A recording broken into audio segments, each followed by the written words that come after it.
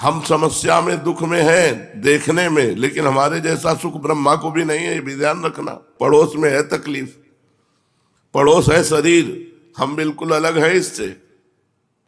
प्रहलाद जी के मन में आया कि नरसिंह भगवान प्रसन्न है, इस समय सबको वैकुंठ पहुंचाया जाए। बोले प्रभु हम तो आपके चरणामृत, लीलामृत, आपके नाम जप के, नाम कीर्तन के प्रभाव से इस माया पर विजय प्राप्त कर लेंगे। प्रभु कृपा करो इन प्राणियों पर जो मोह में फंसे हुए हैं।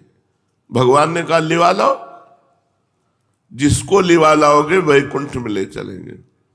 प्रहलाद जी पूरी नगरी में गए और जिससे कहते वैकुंठ चलना है, कभी आना नहीं है, ये सब छूट जाएगा, चलो, कोई तैयार नहीं हुआ।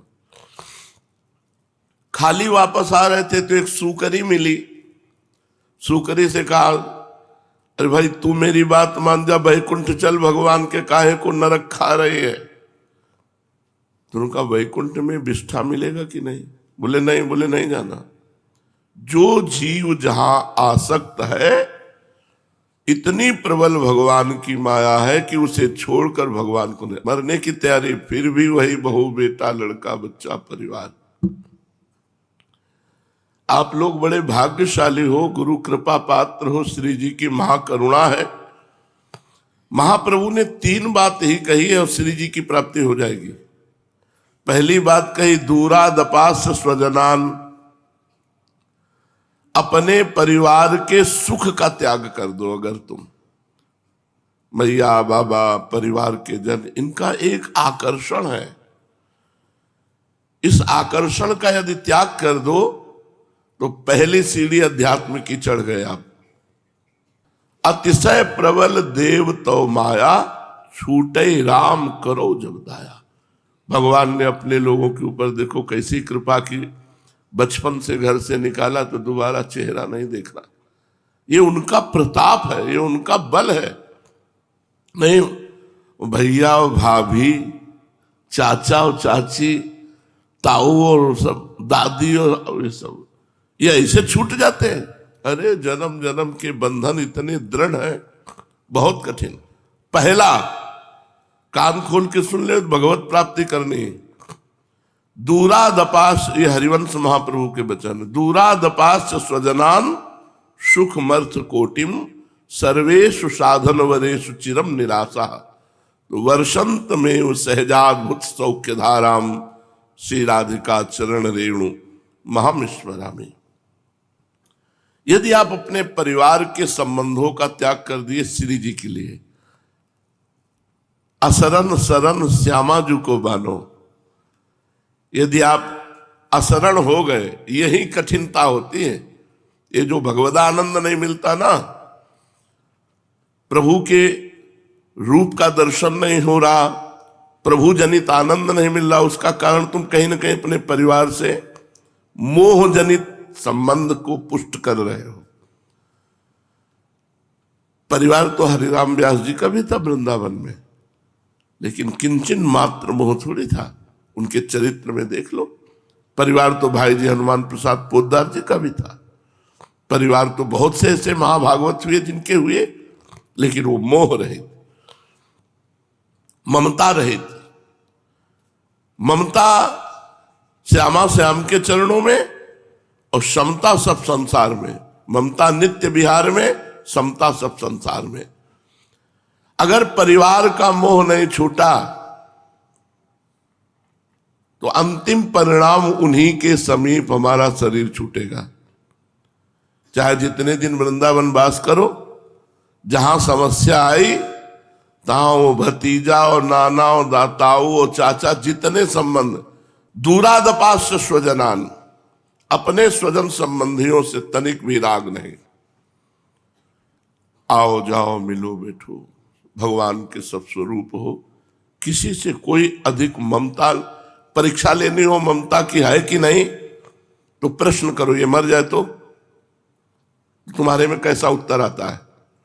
अगर उत्तर आता है सही कि हमारे भजन में कोई विक्षेप नहीं पड़ेगा, या अभी मर जाए तो कोई बात नहीं, मर जाए तो उत्साह ही होगा, तो जान लो ममता तुम्हारी नष्ट हो रही है। हाय कैसे रहूंगा, तो ममता फिर हट जाना चाहिए। अगर विरक्त है, भगवत मार्ग का पथिक है, तो कभी अपने परिवार से तब तक संबंध न रखे जब तक ममता नष्ट ना हो जाए। और ममता नष्ट हो जाने पर ये सब नाटक दिखाई देता है माया का, ये सत्य नहीं है। ब्रह्म सत्यम जगन मिथ्या, उमा कहूं मैं अनुभव अपना, सत हरि भजन जगत सब सपना। आप हमें पहचानते नहीं, हम श्री जी के सिवा किसी को नहीं पहचानते। अगर पहचानते हैं तो राधा बोलो, पहचान हो जाएगी। राधा बोलो, आपके चरणों का दासत्व भाव हमारे हृदय में आ जाएगा। जो हरिवंश को नाम सुनावे, तन मन तासु प्राण बलिहारी, दूरादपास्य स्वजनान। देखो परीक्षा करो, इतने लोग बैठे हो, दूरादपास्य स्वजनान।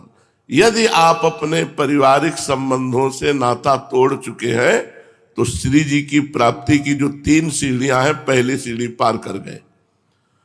दूसरा सुखमर्थ कोटिम, रुपए के द्वारा प्राप्त होने वाले सुख, इनका त्याग करना। नहीं, बचपन से लेकर के भर पेट भोजन की भी व्यवस्था नहीं रही। कभी किसी छत के नीचे कमरा पंखा हो, किसी गृहस्थ के यहाँ सोए हो, जिंदगी में नहीं। कभी किसी की रसोई में बैठकर भोजन पाया हो कि वो गरम गरम बन रहा हो, पाया, जिंदगी में नहीं।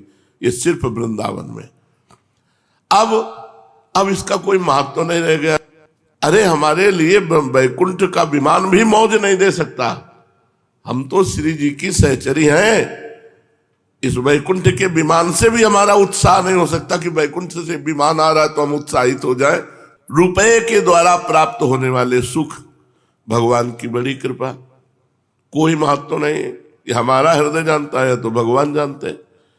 अगर आप रुपए के द्वारा प्राप्त होने वाले सुखों को सुखपूर्वक भोगते हैं, अब तुम्हें कैसे रहनी बतावे। कमरे में इतना ऊंचा गद्दा है, सर्दी में पावदान में लेटे, अपना नीचे का मार्किन उतार करके लेट गए। अब ये कौन जानता है? सब कोई सुला के जाता है गद्दे में और नीचे उतर कर पावदान में लेट गए, मार्किन ऐसे ओढ़ ली। जितनी देर बेसुध रहे नहीं, बैठ करके तखत का सहारा लेकर फिर भजन शुरू।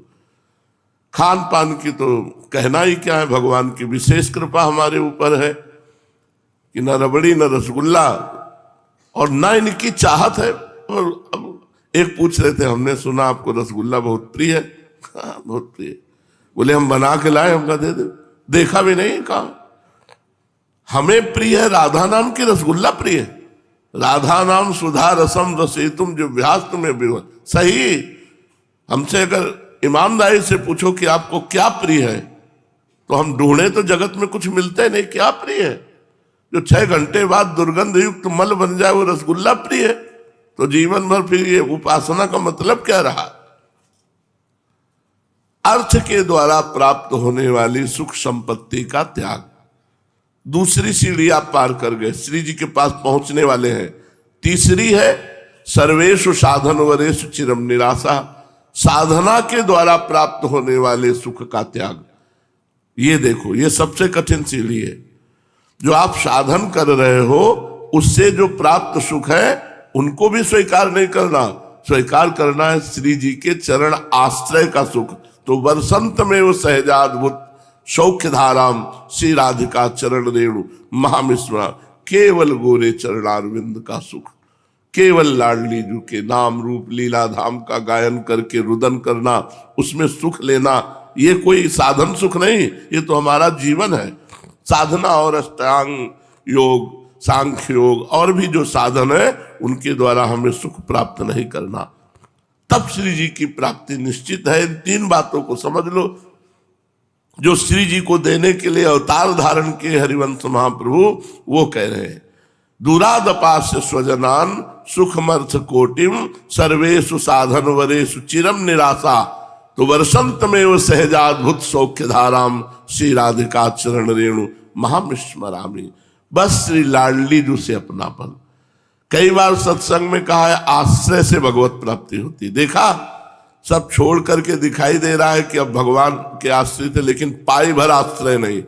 सच्ची कहते हैं, आप लोग अपने जीवन की कसौटी को देखो तो तो आप इतनी ऊंचाई पर बैठे हुए हो जहां पूरे जन्म के जन्म लग जाते, नहीं चढ़ पाते। आपका परिवार से संबंध नहीं, आपका सांसारिक भोग से संबंध नहीं, आपका मनोरंजन से संबंध नहीं, आपका समाज से संबंध नहीं, केवल अपनी दिनचर्या से संबंध है। अब भगवत प्राप्ति नहीं होगी तो किसको होगी? भगवत प्राप्ति गुण और अवगुणों से रुकती या होती नहीं है, ये गुणातीत है, ये कृपा से होती है। आप सब कृपा पात्र हैं पूर्ण रूप से। हमको केवल गोरे चरणारविंद के भरोसे पे रहना, हमारा संबंध श्री जी से। इसलिए सबसे प्रार्थना है, बड़ा दुर्लभ वृंदावन वास है। यदि वृंदावन वास मिल गया है तो 4 दिन का जीवन है, 4 दिन का जीवन। 3 बातें सुधार लो। आखिरी वाली तो तुम में है नहीं, सर्वेषु साधन वरेषु, आखिरी वाली तो चिंता मत करो वो तो है नहीं तुम में कि भाई जितेंद्री सांख्य योगी या अष्टांग योगी, वो सब है नहीं, वो तुम्हारे को है नहीं। 2 में है समस्या, एक है परिवार का सुख और एक है रुपए का सुख। इन दोनों से यदि बच जाओ तो भगवत प्राप्ति निश्चित, क्योंकि हमारी श्री जी बड़ी कृपालु है। शरणागत अभय विनद पतित्व, बड़ा आनंद का विषय है। केवल श्री जी के भरोसे पड़े रहना, इसी से भगवत प्राप्ति हो जाएगी।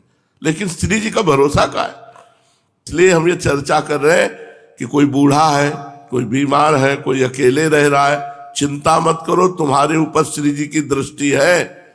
किसी का भरोसा मत लेना। अगर कोई भरोसे में आवे कि हम तुम्हारे अमुक लगते हैं, चलो घर में वहां अमृत तो पिला देंगे, तो कहते तुम पी के अमर हो जाओ, हम तो मरने आए हैं वृंदावन, हम वृंदावन नहीं छोड़ेंगे। कैसी भी परिस्थिति हो तो जीव निश्चित श्री जी के चरणों का दर्शन पा जाएगा। श्री जी बहुत कृपालु है, बहुत करुणामयी है। बस केवल एक चीज मानती हैं, अपनापन। हम लोगों ने अपनापन अपने शरीर को, शरीर संबंधियों को दे रखा है। यही अपनापन श्री जी को देना बस, और कोई साधना हमारी नहीं। हम लोग आके कीर्तन करके, कथा वार्ता सुन करके एक बात हमें करनी कि हमारे माई श्यामा जी को राज, श्री जी के सिवा हमारा कोई नहीं, ये हृदय में आ जाए बस। हृदय में श्री जी के सिवा कोई नहीं होना चाहिए। बाहर बाजार लगी रहे तो कोई फर्क नहीं पड़ेगा। चलते हैं महाप्रभु चैतन्य देव के पावन चरित्र का श्रवण करके अपने हृदय को प्रेम में बनाते हैं। महाप्रभु नृत्य करते हुए श्रीवास के घर में बड़ी जोर से बोले कि एक हमारे बड़े भ्राता अवधूत पधार रहे हैं, जाओ उनकी खोज करो। महाप्रभु जिनकी खोज के लिए कह रहे हो नित्यानंद महाप्रभु है। पीछे आपको ध्यान होगा, अभी परसों ही तो चरित्र में हुआ, नित्यानंद महाप्रभु के पिता से एक सन्यासी ने 13 वर्ष की अवस्था में दक्षिणार्घ के रूप में मांगा। बड़ी महिमा है ऐसे महापुरुषों के जो अपने लाडले पुत्रों को भगवत मार्ग में दे देते हैं। नहीं तो लोगों को भय लगता है, अगर नए लड़के माला चलाने लगे तो भय लगता है कहीं बाबा जी न बन जाए। तो हम तुम्हें बता दें, बाबा जी बनना ऐसी वैसी बालकों में सामर्थ्य नहीं है। ये बड़े भाग्यशाली बालक हैं। धन्य है वो गर्भ जिनके गर्भ में ऐसे बालक रहे जो भगवान के प्रति समर्पित है, खिलवाड़ नहीं है। एक दिन कोई बाबा जी बन के दिखावे, केवल एक दिन जैसे सत्यता से चला जाता है, एक दिन में भाग जाओगे। केवल भोजन और कपड़ा नहीं है, मन में दुर्वासनाओं की भीड़ लगी हुई है। जब सब मनोरंजन काट करके और ऊपर से शासन, तो आप क्या करोगे? भाग जाओगे। ऐसा लगेगा भैया मुझे नहीं चाहिए। संत के हाथ दे देने का मतलब है संत बनाना। नित्यानंद महाप्रभु के जो पिताजी थे, उन्होंने भगवान का स्मरण करते हुए अपने पुत्र को दे दिया। उस सन्यासी जी की सेवा में काफी समय तक रहे। फिर पता नहीं सन्यासी जी अंतर ध्यान हो गए या आज्ञा कर दी, तो समस्त भारत के तीर्थों का भ्रमण करते हुए नित्यानंद महाप्रभु ब्रज में आए। ब्रज के तीर्थों का भ्रमण करके एक आकर्षण हुआ और नवद्वीप पहुंचे। इधर आकर्षण हुआ, ये नवद्वीप पहुंचे, उधर आकर्षण हुआ चैतन्य महाप्रभु को कि कोई अवधूत आए हैं। तो नित्यानंद महाप्रभु के प्रेम के आकर्षण से आकर्षित होकर चैतन्य महाप्रभु के भक्तजन ढूंढ रहे थे कि कहाँ है वो अवधूत जिनकी चर्चा महाप्रभु ने भावावेश में कीर्तन के समय की। नवद्वीप में अवधूत नित्यानंद जी को सब खोजने लगे। अब नवद्वीप कोई छोटा गांव तो था नहीं जिससे वे झटपट नित्यानंद जी को खोज लाते, और नित्यानंद जी से किसी का कोई परिचय थोड़ी था कि ऐसे हैं नित्यानंद जी। पर आदेश हुआ महाप्रभु का कि खोज करो। श्रीवास पंडित और हरिदास जी, यवन हरिदास जी दिन भर खोजते रहे, किंतु कहीं पता न चला कि कोई आगंतुक महापुरुष आए हैं। अंत में निराश होकर वे महाप्रभु के पास लौट आकर कहने लगे, प्रभु हमने आपकी आज्ञा के अनुसार नवद्वीप के मोहल्ले मोहल्ले में जाकर उन महापुरुष की खोज की, सब प्रकार के मनुष्यों के घरों में जाकर देखा, किंतु कोई पता नहीं चला। अब जैसी आज्ञा हो वैसा करें, जहां बतावें वहीं जाएं, किंतु हमें उनका कुछ भी पता नहीं है। कैसा रूप है, कैसा रंग है, कितनी अवस्था है, ऐसा कुछ पता नहीं। महाप्रभु इनकी बात सुनकर मुस्कुराए और सबकी ओर देखते हुए बोले, वो स्वयं जरूर यहां आ जाएंगे। मुझे रात्रि में स्वप्न हुआ है कि वे महापुरुष जरूर यहां आ गए हैं। लोगों से मेरे घर का पता पूछ रहे हैं। अच्छा एक काम करो, हम सभी लोग चलते हैं ढूंढने के लिए। ये कहकर महाप्रभु उसी समय उठकर चल दिए। उनके पीछे गदाधर, श्रीवास आदि भक्तगण भी हो लिए। प्रभु उठकर सीधे वहीं गए। पंडित नंदनाचार्य जी के घर में नित्यानंद महाप्रभु रुके हुए थे। आचार्य के घर में जाकर देखा, दिव्य कांति युक्त महापुरुष अमित तेजस्वी संपूर्ण घर को मानो प्रकाशित कर रहे हैं, और पद्मासन में बैठे थे नित्यानंद महाप्रभु। उनके मुखमंडल की तेजोमयी किरणों से ग्रीष्म के प्रभाकर की किरणों की भांति प्रखर प्रचंडता नहीं थी, शरद चंद्रमा की किरणों के समान शीतलता, शांतता और मनोहरता मिली हुई थी। गौरांग महाप्रभु ने भक्तों के सहित जाकर नित्यानंद महाप्रभु की चरण वंदना की और एक और चुपचाप बैठ गए। कोई किसी से बात नहीं कर रहा। नित्यानंद प्रभु निर्निमेष दृष्टि से गौरांग महाप्रभु के मुख चंद्र की ओर देख रहे हैं। भक्तों ने देखा पलकों का गिरना एकदम बंद है दोनों महापुरुष की। नित्यानंद महाप्रभु गौरांग महाप्रभु को देख रहे हैं, गौरांग महाप्रभु नित्यानंद महाप्रभु को। सभी स्थिर भाव से मंत्र मुग्ध की भांति नित्यानंद महाप्रभु की ओर देख रहे थे।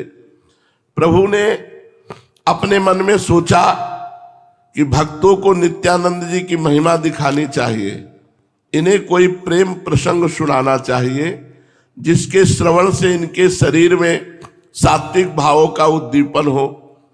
इनके भावों का उदय होने से ही भक्त इनके मनोगत भावों को समझ सकेंगे। ये सोचकर महाप्रभु ने श्रीवास पंडित को कहा, कोई श्लोक सुनाओ। प्रभु के मनोगत भाव को समझकर श्रीवास इस श्लोक को पढ़ने लगे। इस श्लोक को सुनकर परमहंस श्री सुखदेव जी ने 18,000 श्लोक कंठस्थ किए। ये वही श्लोक है जिसको सुन करके ब्रह्मानंद में छके हुए परमहंस श्री सुखदेव जी महाराज अपने पिता भगवान व्यासदेव जी से 18,000 श्लोक वाले श्रीमद् भागवत ग्रंथ को कंठस्थ किया। श्रीवास बड़े मधुर स्वर से, उच्च स्वर से सुनाने लगे। बरहा पीड़म नटवर वपुः कर्णयो कर्णिकारम विभ्रद्वासः कनक कपिशम वैजयंती चमालाम रंध्रान वेणोरधर सुधया पूरयन् गोपवृन्दैः वृंदारण्यम स्वपदरमणम प्राविशद्गीत कीर्ति। श्रीमद् भागवत के 10वें स्कंद के इस श्लोक में कितना माधुर्य है। इसे तो संस्कृत साहित्यानुरागी सहृदय रसिक भक्त ही अनुभव कर सकते हैं। इसका भाव शब्दों में व्यक्त किया ही नहीं जा सकता। ब्रजमंडल के भक्तगण तो इसी श्लोक को श्रीमद् भागवत के प्रचार में मूल कारण बताते हैं। बात ये थी कि भगवान सुखदेव जी तो बाल्याकाल से ही विरक्त थे। वे अपने पिता भगवान व्यासदेव जी के पास ना आकर घोर जंगल में अवधूत वेश में विचरण करते थे। व्यास भगवान ने उसी समय श्रीमद् भागवत की रचना की थी। उनकी इच्छा थी कि श्री सुखदेव जी इस श्रीमद् भागवत का श्रवण करके दूसरों को सुनाएं, किंतु जितनी देर गौ दूही जा सकती है उतनी देर से अधिक कहीं श्री सुखदेव जी रुकते नहीं थे। 18,000 श्लोक वाली श्रीमद् भागवत को वे किस प्रकार पढ़ सकते। इसलिए व्यासदेव जी को जो मन में भाव था कि सुखदेव जी श्रीमद् भागवत पढ़ें, वो मन में ही दबी रहे। व्यासदेव जी के शिष्य घोर जंगल में समिधा कुश तथा फल फूल लेने जाया करते थे। एक दिन उन्हें इस बीहड़ वन में एक सिंह मिला। सिंह को देखकर वे लोग डर गए और आकर भगवान व्यासदेव जी से कहने लगे, गुरुदेव अब हम घोर जंगल में नहीं जाया करेंगे। आज हमें सिंह मिला था, उसे देखकर हम सब के सब भयभीत हो गए। शिष्यों के मुख से ऐसी बात सुनकर भगवान व्यासदेव जी कुछ मुस्कुराए और थोड़ी देर सोचकर बोले, व्याघ्र से तुम लोगों को भय किस बात का है? चलो हम तुम्हें एक ऐसा मंत्र बता देंगे कि उसके गायन के प्रभाव से कोई भी हिंसक जंतु तुम्हारे पास नहीं फटक सकेगा। शिष्यों ने गुरुदेव के वाक्य पर विश्वास किया और दूसरे दिन स्नान संध्या से निवृत्त होकर हाथ जोड़े हुए वे गुरुदेव के समीप गए और हिंसक जंतु निवारक मंत्र की जिज्ञासा की कि आपने कहा था जंगल में समिधा फल पुष्प लेने जाएंगे तो हम एक मंत्र बता देंगे, उसका उच्चारण करेंगे तो कोई भी हिंसक जंतु तुम पर आक्रमण नहीं करेगा। हाथ जोड़े हुए वे खड़े थे तो भगवान व्यासदेव जी ने इसी श्लोक को कहा, बरहापीडम नटवर बपुः कर्णयो कर्णिकारम। ये श्लोक सिखा दिया। शिष्यों ने श्रद्धा भक्ति के सहित इसे कंठस्थ कर लिया और सभी मिलकर जब जंगल में गए तो एक स्वर में बरहापीडम नटवर बपुः कर्णयो कर्णिकारम विभ्रदवासा कनक कपिशं वैजयंतीं चमालां रंध्रान वेणोरधर सुधया पूरयन् गोप वृंदैर् वृंदारण्यम स्वपदरमणम प्राविशद गीत कीर्ति। ये श्लोक गान किया। जब मधुर स्वर में निर्जन जंगल में ऐसे जोर से कई ऋषि मिलकर के गान किए जो भगवान व्यासदेव जी के शिष्य थे, तो अवधूत शिरोमणि श्री सुखदेव जी के कान में इस श्लोक पड़ा। मुग्ध हो गए इस श्लोक का अर्थ समझकर और शिष्यों से जाके पूछा, तुम लोग ये श्लोक कहां से सीखा? शिष्यों ने नम्रता पूर्वक उत्तर दिया, हमारे गुरुदेव भगवान श्री कृष्ण द्वैपायन व्यासदेव जी ने इस मंत्र का उपदेश दिया है। इसके प्रभाव से हिंसक जंतु पास नहीं आ सकता। भगवान श्री सुखदेव जी इस श्लोक के भीतर जो छिपा हुआ अनंत और अमर बनाने वाला रस भरा हुआ था, उसे पान करके वे पागल से हो रहे थे। वे अपने अवधूतपन के सभी आचरणों को भुलाकर दौड़े दौड़े भगवान व्यासदेव जी के समीप गए और उस श्लोक की पढ़ाने की प्रार्थना की। अपने विरक्त परमहंस पुत्र को इस भांति प्रेम में पागल देखकर भगवान व्यासदेव जी की प्रसन्नता का ठिकाना न रहा। वे श्री सुखदेव जी को एकांत में ले गए, धीरे से कहने लगे, बेटा मैंने इसी प्रकार 18,000 श्लोकों की परमहंस संहिता बनाई है, तुम उसका अध्ययन करो। इन्होंने आग्रह करते हुए कहा, नहीं पिताजी, हमें तो बस यही श्लोक बता दीजिए। भगवान व्यासदेव जी ने इन्हें वही श्लोक पढ़ा दिया और इन्होंने उसी समय उसे कंठस्थ कर लिया। अब तो ये घूमते हुए उसी श्लोक को सदा गायन करने लगे। श्री कृष्ण प्रेम तो ऐसा अनोखा नशा है कि इसका जिसे तनिक भी चस्का लग गया वो कभी त्याग नहीं सकता। मनुष्य यदि छोड़ना भी चाहे तो भगवान का प्रेम उसे छोड़ने नहीं देता। श्री सुखदेव जी को श्री कृष्ण रसासव, श्री कृष्ण मधुमय मनोज्ञ मदिरा का चस्का लग गया। फिर वे अपने अवधूत पने के आग्रह को छोड़कर श्री व्यास जी के समीप जाकर श्रीमद् भागवत के पठन में संलग्न हो गए और सांगोपांग 18,000 श्लोक कंठस्थ किए। तभी भगवान व्यासदेव जी कहते, आत्मा रामश्च मुनयो निर्ग्रंथा अपिरुक्रमे कुर्वन्त हेतु किम भक्ति मिथ्यम भूत गुणो हरि। भगवान के गुणों में यही तो एक बड़ी भारी विशेषता है कि जिनकी हृदय ग्रंथि खुल गई है, जिनके सर्व संशयों का जड़मूल से छेदन हो गया है, जिनके संपूर्ण कर्म नष्ट हो चुके हैं, ऐसे आत्माराम मुनि भी भगवान के गुणों में अहेतु की भक्ति करते हैं। क्यों न हो, वे तो रसराज है ना। प्रेम सिंधु में डूबे हुए को किसी ने आज तक उछलते देखा नहीं। जिस श्लोक का इतना भारी महत्व है उसका भाव भी सुन लीजिए। गौवें चराने प्रभु जा रहे हैं, बरहा पीडम नटवर बपुः कर्णयो कर्णिकारम। गोपाल वृंदावन की ओर जा रहे हैं, साथ में ग्वाल बाल हैं।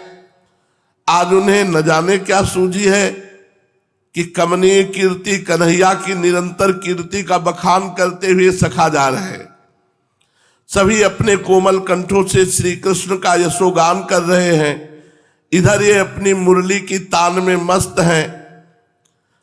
संपूर्ण शरीर की गठन एक सुंदर नट के समान बड़ी ही मनोहर है। नटवर बपुः बरहा पीडम, सिर पर मोर मुकुट और नटवर बपुः, कानों में बड़े बड़े कनेर के पुष्प लगे हैं, कनक के समान, बिजली के समान, स्वर्ण के समान जिसकी कांति, ऐसा पीतांबर धारण किए हैं। शरीर श्याम सुंदर है, श्याम शरीर है। बरहा पीडम नटवर बपुः कर्णयोः कर्णिकारम बिभ्रद वासा कनक कपिशम वैजयंतीम च मालाम, वैजयंती माला धारण किए हुए हैं और आंखों की भ्रकुटियों को चढ़ाए हुए टेढ़े होकर बंसी के छिद्रों को अपने अधरामृत से पूर्ण करने में तत्पर हैं। उन छिद्रों में से विश्व मोहिनी ध्वनि सुनाई पड़ रही है।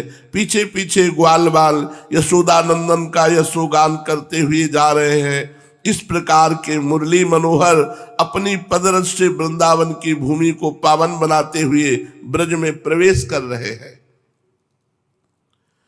जगत को उन्मादी बनाने वाले इस भाव को जब अवधूत शिरोमणि सुखदेव जी सुन करके पागल हो गए तो फिर अवधूत नित्यानंद जी कैसे शांत बैठे रह सकते थे।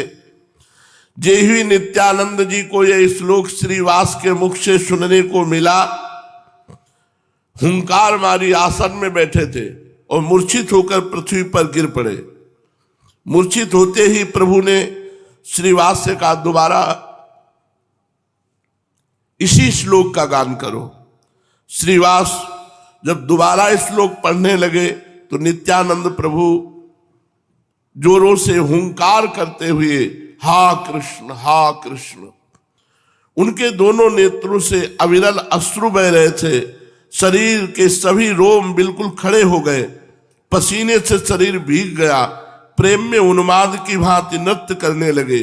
प्रभु चैतन्य महाप्रभु, गौरांग महाप्रभु उठे और नित्यानंद महाप्रभु को गले से लगा लिया। दोनों महापुरुष परस्पर एक दूसरे का गाढ़ आलिंगन करने लगे। नित्यानंद प्रभु प्रेम में बेसुध से प्रतीत हो रहे थे। उनके पैर कहीं कहीं लड़खड़ा रहे थे और वो जोर से बोल रहे थे, हा कृष्ण कहकर रुदन कर रहे थे। रुदन के बीच बीच में जोर से हुंकार करते थे। इनकी हुंकार सुनकर उपस्थित भक्तजन थरथर कांपने लगे। सभी काठ की पुतली की भांति स्थिर भाव से चुपचाप खड़े थे। इसी बीच बेहोश होकर के नित्यानंद महाप्रभु निमाई अर्थात चैतन्य महाप्रभु की गोद में गिर पड़े। महाप्रभु नित्यानंद के मस्तक पर अपना कोमल कर कमल फिराया। उनके स्पर्श मात्र से नित्यानंद जी को परमानंद प्रतीत हुआ। वे कुछ कुछ प्रकृतिस्थ हुए। नित्यानंद प्रभु को प्रकृतिस्थ देखकर प्रभु दीन भाव से कहने लगे, श्रीपाद, आज हम सभी लोग आपकी पदधूलि को मस्तक पर चढ़ाकर कृतकृत्य हो गए। आपने अपने दर्शन से हमें बड़भागी बना दिया। प्रभु, आप जैसे अवधूतों के दर्शन भला हमारे जैसे संसारी पुरुषों को हो ही कैसे सकते हैं। हम तो ग्रह रूपी कूप के मंडूक हैं, इसे छोड़कर कहीं जा ही नहीं सकते। और आप जैसे महापुरुष हमारे ऊपर अहेतुकी कृपा करके स्वयं ही घर बैठे हमें दर्शन देने आ जाते हैं। इससे बढ़कर हमारा और क्या सौभाग्य हो सकता है। महाप्रभु की इस प्रेममयी वाणी को सुनकर अधीरता के साथ नित्यानंद प्रभु ने कहा, हमने श्री कृष्ण के दर्शन के निमित्त देश विदेशों की यात्रा की, सभी मुख्य मुख्य पुण्य स्थानों और तीर्थों में गए, सभी बड़े बड़े देवालयों को देखा, जो जो श्रेष्ठ और सात्विक देव स्थान समझे जाते हैं उन सबके दर्शन किए, किंतु वहां केवल स्थानों के दर्शन हुए। उन स्थानों के सिंहासनों को हमने खाली ही पाया। भक्तों से हमने पूछा कि इन स्थानों से भगवान कहाँ चले गए, तो मेरे इस प्रश्न को सुनकर बहुत से चकित रह गए, बहुत से चुप हो गए, बहुतों ने मुझे पागल समझा। मेरे बहुत तलाश करने पर एक भक्त ने बताया कि भगवान तो नवद्वीप में प्रकट होकर श्री कृष्ण संकीर्तन का प्रचार कर रहे हैं, तुम उन्हीं की शरण में जाओ, तभी तुम्हें शांति प्राप्त हो सकेगी। इसलिए हे मैं नवद्वीप में आया हूं। दयालु श्री कृष्ण ने कृपा करके स्वयं ही मुझे दर्शन दिए। अब वे मुझे अपनी शरण में लेते हैं या नहीं, इस बात को वे जाने। इतना कहकर फिर नित्यानंद महाप्रभु गौरांग महाप्रभु की गोदी में लुढ़क पड़े, मानो उन्होंने अपना सर्वस्व गौरांग महाप्रभु के चरणों में अर्पित कर दिया हो। महाप्रभु ने धीरे धीरे उन्हें उठाया और नम्रता के साथ कहने लगे, प्रभु आप स्वयं ईश्वर हैं। आपके शरीर में सभी ईश्वरता के चिन्ह प्रकट होते हैं। मुझे भुलाने के लिए आप मेरी ऐसी स्तुति कर रहे हैं। ये सब गुण तो आप में ही विद्यमान है, हम तो साधारण जीव हैं, आपकी कृपा के भिखारी हैं। इन बातों को भक्त मंत्रमुग्ध की भांति चुपचाप पास में बैठे हुए आश्चर्य के साथ सुन रहे थे। मुरारी गुप्त ने धीरे से श्रीवास से पूछा, इन दोनों की बातों से पता ही नहीं चलता कि इनमें कौन बड़ा है और कौन छोटा। धीरे ही धीरे श्रीवास पंडित ने कहा, किसी ने शिव जी से जाके पूछा कि आपके पिता कौन हैं। इस पर शिव जी ने उत्तर दिया, भगवान श्री हरि। उसी ने जाकर भगवान श्री हरि से पूछा कि आपके पिता कौन हैं, तो हंसते हुए श्री हरि ने कहा, देवाधिदेव श्री महादेव जी ही हमारे पिता हैं। इस प्रकार इनकी लीला ये ही समझ सकते हैं, दूसरा कोई नहीं। नंदनाचार्य जी इन सभी लीलाओं को आश्चर्य के साथ देख रहे थे। उनका घर प्रेम का सागर बना हुआ था, जिसमें प्रेम की हिलोरें मार रही थी। करुणा क्रंदन और रुदन की हृदय को पिघलाने वाली ध्वनियों से उनका घर गूंज उठा। दोनों ही महापुरुष चुपचाप पश्यंती भाषा में न जाने क्या क्या बातें कर रहे थे। इसका मर्म वे ही दोनों समझ सकते थे। वैखरी वाणी को बोलने वाले अन्य साधारण लोगों की बुद्धि के बाहर की ये बातें थी। महाप्रभु गौरांग देव और महाप्रभु नित्यानंद जी, इन दोनों का मिलन हुआ। प्रेम का पथ बड़ा व्यापक है, एक कहां प्रकट हुए एक कहां प्रकट हुए, लेकिन दोनों आकर के मिले। ये दोनों भारत भूमि को भगवान नाम संकीर्तन और प्रेम से परिपूर्ण किया। प्रेम में संदेह नहीं होता, प्रेम में छल नहीं होता, प्रेम में वंचना नहीं होती, प्रेम में बनावट के लिए कोई स्थान नहीं होता, प्रेम में पात्रा पात्र का भेदभाव नहीं होता, प्रेम की कोई जाति नहीं होती, प्रेम में कोई वर्ण नहीं होता, प्रेम में कोई कुल गोत्र सजीव निर्जीव का विचार नहीं किया जाता। इसलिए प्रायः लोगों के मुख से सुना जाता है कि प्रेम अंधा होता है, वो ये सब नहीं देखता। पर प्रेम के ही वास्तविक नेत्र होते हैं, प्रेम अंधा नहीं होता। वास्तविक तत्व को तो प्रेमी ही जानता है। ऐसा कहने वाले स्वयं भ्रम में हैं। प्रेम अंधा नहीं, असल में प्रेम के अतिरिक्त अन्य सभी अंधे हैं। प्रेम ही एक ऐसा अमोघ बाण है कि जिसका लक्ष्य कभी व्यर्थ नहीं होता, उसका निशान सदा ही ठीक लक्ष्य पर बैठता है। अपना कहीं भी छिपा हो, प्रेम उसे वहीं खोज निकालेगा। देखो, महाप्रभु को किसी ने बताया नहीं कि नंदनाचार्य के घर में नित्यानंद महाप्रभु आए हुए हैं, सीधे उठे और वहीं पहुंच गए। ये प्रेम का आकर्षण। प्रेम में अंतःकरण समर्पित किया जाता है। मन, बुद्धि, चित्त, अहंकार, ये चारों जब प्रभु को समर्पित कर दिए जाते हैं तब प्रेम प्रकाशित होता है। प्रेम में निरंतर ध्यान रहता है, जिससे हमारी प्रीति है उसका ध्यान निरंतर रहता है। और प्रेम में अंत तक प्रेमी जिससे प्रेम कर रहा था उसी का स्वरूप बन जाता है। जैसे ब्रह्म नहीं, माया नहीं, नहीं जीव नहीं काल, अपनी ही सुधि ना रही, एक रहे नंदलाल। कान भय प्राण में, प्राण भय कान में, ही में ना जान पड़े, कान है कि प्राण है। वो भगवत स्वरूप हो जाता है। उपास्य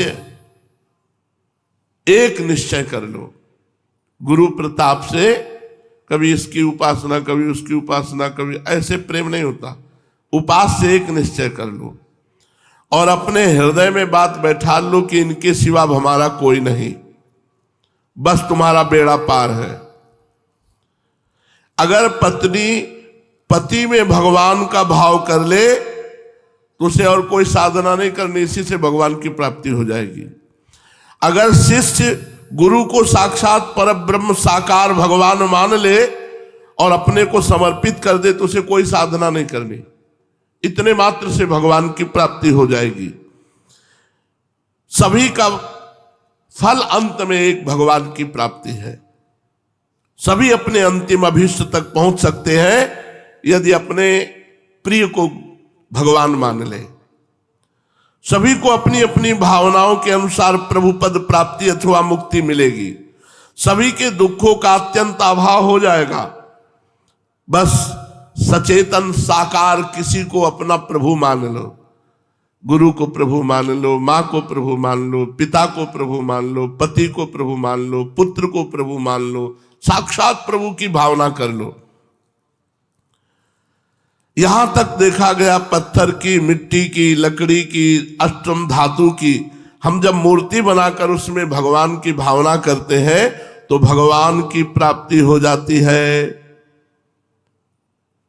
फिर जब हम चलते फिरते किसी मनुष्य में भगवान की भावना कर ले, तो जब हम मिट्टी की, लकड़ी की, धातु की मूर्ति में भगवान की भावना करते हैं और हमें भगवान की प्राप्ति हो जाती है, तो चलते फिरते किसी में भगवान की भावना करें। हृदय टटोल कर देखो, आज तक तुमने किसको भगवान माना? किसी को नहीं। भगवान को भी भगवान नहीं माना। कभी मन इसमें लगा, कभी उसमें लगा, कभी उसमें लगा, भागता घूम रहा है पागल मन। इसे एक जगह लगा दो। अगर मूर्ति में ही लगाओ तो पूरा प्यार मूर्ति में दे दो, गुरु में लगाओ तो पूरा प्यार गुरु को दे दो। जहां संपूर्णतया समर्पित होकर के भगवत भाव किया जाता है वहीं भगवत प्राप्ति हो जाती है। अपने हृदय को टटोलो कि हमारा पूर्ण अनुराग कहां है, तो पता चलेगा कहीं नहीं। तुम्हारा पूर्ण अनुराग बिखरा हुआ है इनके इनके इनके नाना प्रकार के संबंधों में। समिटे सो आशिक फैले सो जमाना, समेट लो, तुम्हारा कल्याण हो जाएगा। तुम्हारा सर्वस्व बिगड़ा हुआ भाव ठीक हो जाएगा। एक जगह कहीं भाव कर लो, किसी मूर्ति में, गुरुदेव में, एक जगह भाव कर लो और संपूर्ण प्यार उनके चरणों में समर्पित कर दो। नित्यानंद प्रभु 13 वर्ष की अल्प अवस्था में घर छोड़कर चले आए थे। लगभग 20 वर्षों तक ये तीर्थों में भ्रमण करते रहे। इनके साथी सन्यासी जी इन्हें छोड़कर कहां चले गए इसका कुछ भी पता नहीं चला बाद में, किंतु इतना अनुमान अवश्य लगाया जा सकता है कि उन महात्मा के लिए इनके हृदय में कोई विशेष स्थान न बन सका, उनमें इनका गुरु भाव नहीं हुआ। 20 वर्षों तक इधर उधर घूमते रहे, किंतु जिस प्रेमी के लिए इनका हृदय छटपटा रहा था वे प्रेमी इन्हें कहीं नहीं मिला। महाप्रभु गौरांग का नाम सुनते ही इनके हृदय सागर में हिलोरें उठने लगी। महाप्रभु गौरांग के दर्शन के लिए व्याकुल हो उठा हृदय, इसीलिए वे नवद्वीप की ओर चल पड़े। आज नंदनाचार्य जी के घर में गौरांग महाप्रभु ने स्वयं आकर इन्हें दर्शन दिए। इनके दर्शन मात्र से इनके चिरकाल की मनोकामना पूर्ण हो गई, जिसके लिए वे व्याकुल होकर देश विदेश घूम रहे थे। आज स्वयं उन्हीं प्रभु की प्राप्ति हो गई। नित्यानंद महाप्रभु सन्यासी और गौरांग महाप्रभु अभी गृहस्थी। क्या लीला है! राधा बाबा सन्यासी और भाई जी हनुमान प्रसाद पोद्दार जी गृहस्थी। गौरांग महाप्रभु दर्शन करने आ रहे हैं नित्यानंद महाप्रभु के और आनंद से छका देते हैं नित्यानंद महाप्रभु को। राधा बाबा दर्शन करते हैं भाई जी के, भाई जी श्री ब्रजेंद्र नंदन लालजू के प्रेम में छका देते हैं राधा बाबा को।